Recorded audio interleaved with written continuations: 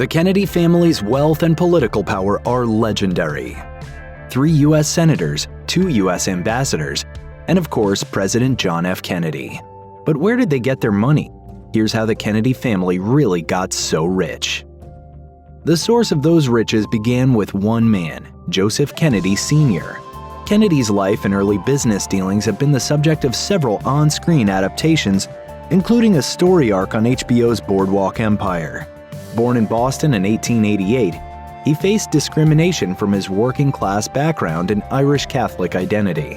But he quickly made his name known. Graduating from Harvard in 1912, he entered a banking career and started donating to the Democratic Party, forming important political connections along the way. He married Rose Fitzgerald in 1914, a wise political move because her father John was none other than the mayor of Boston. But John resented the upstart Joseph marrying into a family better connected than the Kennedys were. So he sent Rose off to a European convent school for a year, apparently hoping distance would end the marriage. Not to be. Their marriage set off a lifetime of establishing important social connections for Joseph, though Rose would be left to play a compliant political wife, raising 9 children and turning a blind eye to her husband's affairs. By the 1920s, Joseph Kennedy Sr. was an investor who wasn't all that concerned about the ethics of how he got his money. His part in the 1929 stock market crash is in that gray area between legitimate and illegitimate. As history reports, Kennedy was already known as a savvy investor by 1929. In that year, he saw his fellow investors taking part in what appeared to be a booming market. Though on looking closer, he thought that they were pretty overvalued. He sold off some stocks and began shorting others, betting they would, very soon, be worth a lot less. He was right, and he made money when the stock market imploded in 1929, where others were bankrupted. Kennedy wasn't above insider trading either, according to Pittsburgh Quarterly, though it wasn't strictly illegal at the time. Still, he knew the window was closing, telling an associate, "We better get in before they pass a law against it." According to Pittsburgh Quarterly, Joseph Kennedy Sr.'s first foray into the movie business came about in the 1920s, when Kennedy had purchased 31 movie theaters as part of a business group in the 1920s, but couldn't get an in to buy a studio. Thanks to a connection he made with the Prince of Wales in Paris, however, he got a letter of introduction and eventually some heavyweight British banking money to become a studio boss. In Hollywood, he would later open his studio FBO, with another to create Radio Keith Orpheum, eventually known as the big-name Hollywood studio RKO Pictures. By enacting more business deals and shuffling around shares, he came out of the whole venture with more than $15 million of today's money in profit, all in the span of only a few years. Some of that trading was based on insider information, but that wouldn't become illegal until the Securities and Exchange Commission, or SEC, decided it was, under the direction of Joseph as its first chairman. Rumors of Joseph Kennedy being a bootlegger were apparently just rumors, only springing up in the wake of President John F. Kennedy's assassination. Some wondered if mobsters may have been involved with the family since Prohibition. Chicago boss Sam Giancana told a friend that Joe Kennedy was one of the biggest crooks that ever lived. Though those types of allegations probably aren't true, Joseph did get in on the legitimate alcohol business before Prohibition finally collapsed, creating a new business called Somerset Importers and securing contracts on a trip to Britain to import a variety of liquors to the United States. I made the same deal, you know. Excuse me? Across the pond. To import doors when the country returns to its senses. That happened thanks in part to his connections with Franklin Roosevelt, due to some key political donations, and the business went into operation mere months before Prohibition went bust in 1933. On a momentous trip to Britain in 1933 to secure that business, Time reports that future Prime Minister Winston Churchill connected with Joseph. He got the liquor importing deal done thanks in part to his donation-funded connections to the Roosevelts, helping him become the first head of the SEC in 1934. Though some people expected Joseph to act like a crook after President Franklin D. Roosevelt named him SEC chairman, he surprised them and kept everything on the straight and narrow. deftly navigating a complicated political landscape full of both friends and enemies. Those were skills highly useful in the realm of diplomacy too, and FDR would eventually name Joseph U.S. Ambassador to the United Kingdom from 1938 to 1940. Years later, Carolyn Kennedy, his granddaughter, would serve as U.S. Ambassador to Japan from 2013 to 2017. Though Joseph Kennedy Sr. engaged in some political work himself, it seems pretty clear that his real political ambitions were reserved for his sons, and it all started with Harvard. Thanks in large part to their dad's efforts and the fact that he had already graduated from the university in 1912, the Kennedy children were pretty much guaranteed admission to Harvard themselves, says The Crimson. Joseph Jr. got his degree in 1938, followed by his younger brothers John, Robert, and Ted in succession. Meanwhile, Joe Sr. had been making significant donations to political groups to help pave the way for his kids to get involved in politics eventually. According to Pittsburgh Quarterly, he backed FDR with a pretty significant $25,000 donation back when Roosevelt was still just the governor of New York. That was followed up by even bigger donations and fundraising for FDR's Democratic Party over the years, presumably making it all the easier for a Kennedy to get a warm reception by party members.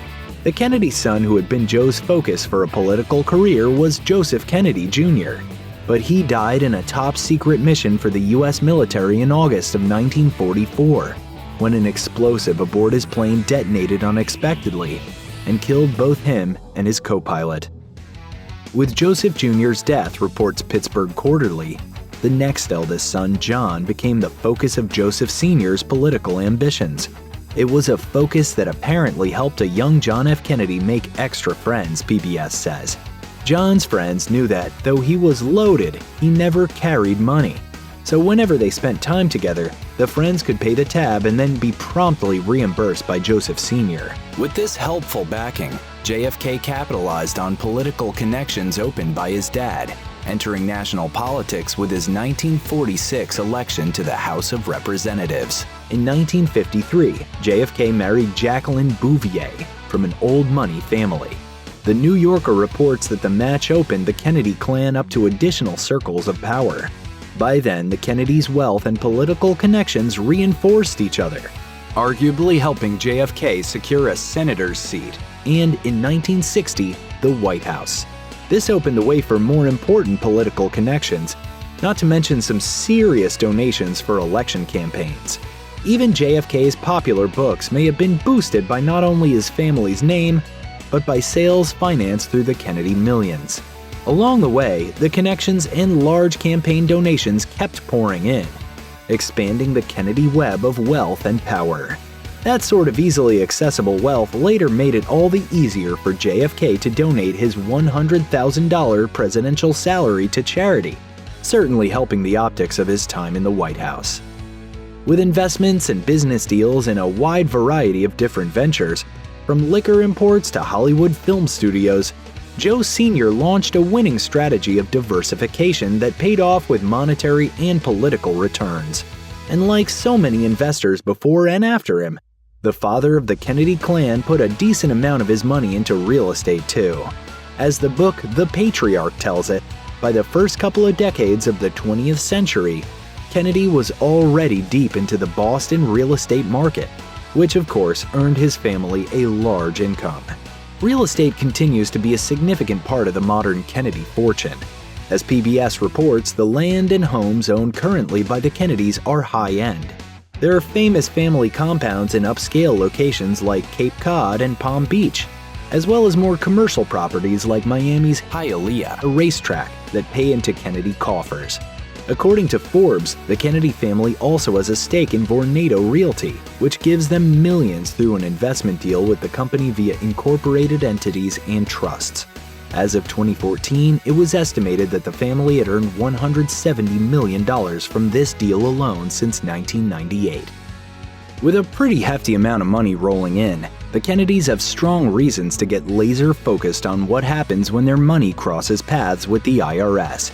And like other ultra-wealthy people who can afford to hire exclusive tax advisors, they've learned how to take advantage of some seriously lucrative tax exemptions. Specifically, much of the Kennedy fortune has avoided run-ins with the capital gains tax. The capital gains tax, as explained by Investopedia, is essentially a tax levied against investments. When a person or corporation sells an investment, any growth between when the investment was taken on and when it's sold is subject to that tax. So with a lot of investments that could grow quite a bit over time, the capital gains tax can make you feel pretty anxious.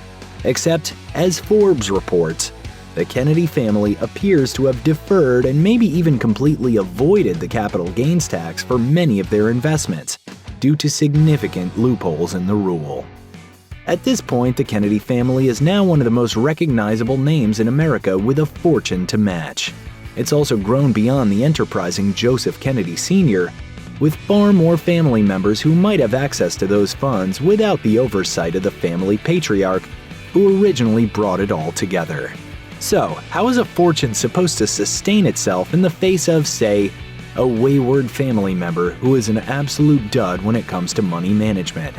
No one's thrown out any names of actual Kennedys here, but in case anyone ever tries spending the fortune recklessly, the Kennedy money is probably safe. That's because, according to Forbes, a large amount of the family fortune is tucked away in a series of trusts, some of which are managed in Kennedy Sr.'s name. Joseph P. Kennedy Enterprises ties many of these disparate funds together, and those funds can contain anywhere from hundreds of thousands to millions of dollars. Yet, while a Kennedy or two might be on the board of the organization, much of the actual work of handling investments falls to outside advisors and money managers. For the Kennedys who collect the money at the end of the day, that's probably just fine by them. If you're trying to dig into the nitty-gritty of the modern-day Kennedy riches, you might run into quite a few walls over the course of your quest.